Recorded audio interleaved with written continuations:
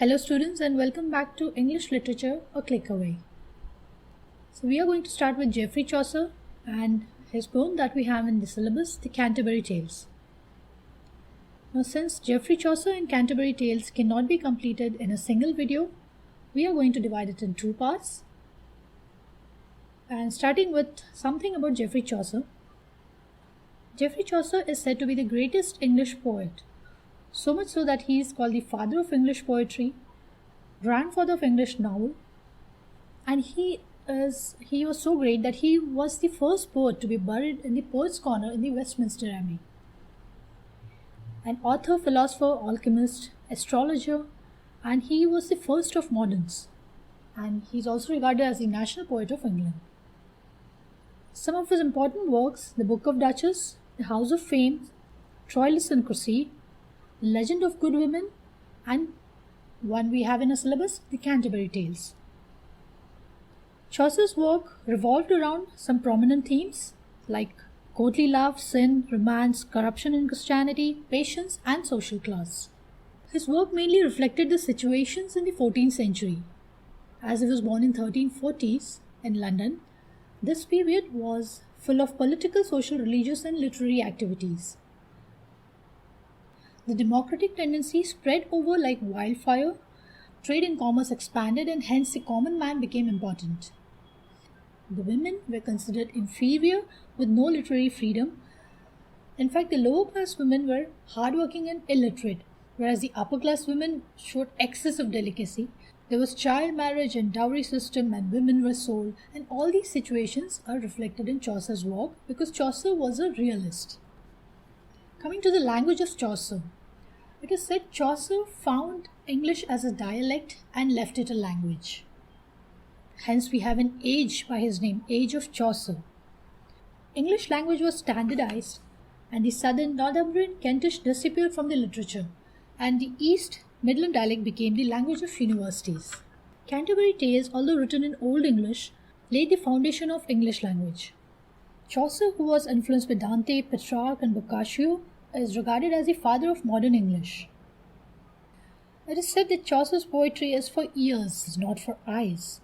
There are no alliterations and rhymes, but the lines in Chaucer's poetry appear musical, although they are broken, and the lines are lively, full of life. Let's have a look at the Canterbury Tales. First of all, the background. The General Prologue that describes the characters of the Canterbury Tales opens with a description of return of spring. There's description of rains and chirping of birds. It is shown as the month of April, and the narrator has a sudden desire for pilgrimage, and he zeroes down upon visiting the Canterbury Cathedral that has the relics of Saint Thomas Becket. While on pilgrimage, he halts at a tavern in Southall at Tubbard Inn and has the company of 29 other travellers or pilgrims. So there are 29 other pilgrims plus one, the narrator, and a host. The narrator details the list of pilgrims. There are two others, a nun's priest and a second nun, who appear later in the description. Now it so happens that the host of the inn suggests that since all are travelling together, then each pilgrim would have to tell two stories while going towards the cathedral and two while on their return journey. And whoever is the best storyteller, that is judged by the host himself, would be rewarded a meal at the inn upon return from the pilgrimage. Now going by this calculation, there were supposed to be 120 stories, but Chaucer was able to write only 24 of them. Now the setting of the Canterbury Tales is, as we've seen, that Chaucer was a realist. So the setting of Canterbury Tales is also realistic. It is not imaginary. Pilgrimages were common in the 14th century in England, and he has shown the real world as it was in the 14th century in the Canterbury Tales. Real people faltering, their follies and their virtues. He shows the fading chivalry of knight as a person who has fought many battles, and the rising chivalry of squire, who is knight's son, a happy-go-lucky person. There's also a hint of peasant revolt that looted aristocracy in the clerks and nuns' tale. Now Chaucer was a court writer and a writer of cultivated classes, and for him the suffering of poor made no difference. Also, we can also see that Chaucer disliked rebellion, hence there are very few references of any such rebellions. Let's have a look at Chaucer as a realist, how close to reality he was. As per the 14th century, he has shown that how the tradesmen flourished in the 14th century, how there was a rise of rich businessmen and the trade to European countries increased, and the merchants became an important integral part of the European economy. There's also a reference to the medical profession, like the doctor of physique. He is not just a physical doctor, he is an overall doctor, doctor of astronomy, astrology, has herbal remedies. Then there's mention of religious, degeneration of religious life, like the clergymen who are corrupted, who have opted for corruption, and they prefer the worldly pleasures rather than their religious duties. For example, the monk, the friar, and the summoner and pardoner who accept gifts and bribes in exchange for blessings and pardons.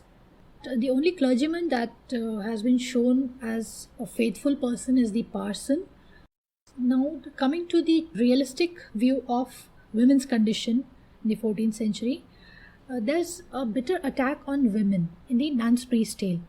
It is shown, although it is a fable, but as the animals represent the genders, and there's even a mention that a husband who follows the advice of his wife will fall into grave. There are three other women in the prologue: the prioress, the wife of Bath, and a nun, who represent the women of his time. The love for display, like the knight's horse is decked with finery, wife of Bath, who is decked with a beautiful kerchief, the squire who puts on fine dresses.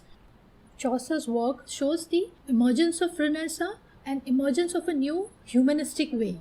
Let's have a look at the themes of the Canterbury Tales.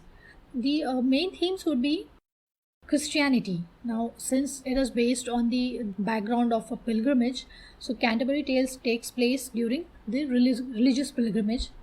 Then we also find the mention of the corrupted clergyman. Then there's another theme of feminism and anti-feminism, that is the role of women in the 14th century society. For example, the wife of Bath appears pompous and dissolute, who has had many men in her life, and she's a different kind of woman than the other two women in the Canterbury Tales, the prologue. There's another theme of sex and adultery. Like, many tales are interested in depicting whether the marriages that happen work or not, and they also focus on the sexual activity. The next theme would be fables, fictions, and fabulos. For example, in the Nun's Priest tale, we have it is a fable where we have the rooster and his wife, the hen, talking to each other, and the entire story is shown as the dialogue between the two of them. Now, these animals actually are not the animals talking to each other, they are depicting the human beings, the human nature in the fable itself. A pilgrimage as a theme. Now, pilgrimage was, as I said, pilgrimage was popular in the 14th century European society. And Canterbury Cathedral, that was popular in England. Pilgrims used to set off to cathedral where the relics of Saint Thomas Becket were preserved, who was murdered by knights of Henry II when there happened a disagreement between the church and the crown in the cathedral. There's another theme of spirit of new learning. Now, Canterbury Tales is a collection of different stories of the medieval period, which mainly depict the romance and courtly love. Some tales appear to be a retelling of Petrarch and Boccaccio's tales, but in a better way. The general prologue of Canterbury Tale itself is a masterpiece, and it gives the idea of pilgrimage to shrine of Saint Thomas Becket. What the general prologue contains is it contains a description of each of the character that Chaucer has had conversation with and their interaction with each other. Even the characters described in the general prologue are so precise that it appears that Chaucer has painted the portraits of characters in his words. It is not only the physical appearance of the characters that has been vividly described, but even the behavior, their manners, the mannerisms are described in the general prologue very vividly. Coming to the art of characterization itself, Now, as we saw that Chaucer is a painter of portraits with words. So his description of characters gives the analysis of their character. For example, we see that wife of birth's gaping teeth are seen as a symbol of sexuality. A partner's small, bright red eyes appear to be deceitful. Attires of the characters. Again, for example, the wife of Bath's red colored stockings appear lustful, and her large hat shows her love for fashion. The squire and the knight, for example, they contrast each other. A squire is knight's son, and they depict different generations altogether. So they contrast each other in attire and thus in their chivalry. For example, squire is described to have been wearing a short gown and has curled locks, whereas the knight has a short coat which has long sleeves, which has embroidery on it. So the characters appear realistic rather than imaginary. They are not imaginary, they are with respect to the 14th century. Although Chaucer has described the characters as if he has seen them eye to eye, but he is free of bias. He does not judge the characters. He just gives us the picture. He portrays the characters in front of us through his words and leaves the judgment to us. We don't find any judgment in his words, and he regards all characters kindly without any judgment. Let's have a look at the satire and humour in Canterbury Tales. Satire is generally born out of indignation. But humour, as we see in Chaucer's Canterbury Tales, it is not satirical. It does not make fun of the institution. It points towards the individual characteristics, but it is not satirical. For example, it never attacks the church, but it definitely exposes the corruption. So Chaucer's poetry or Chaucer's words are not cruel, we see. And also we see that summoner and pardoner are shown as deceitful, but Chaucer treats them genially and gently. He does not judge them.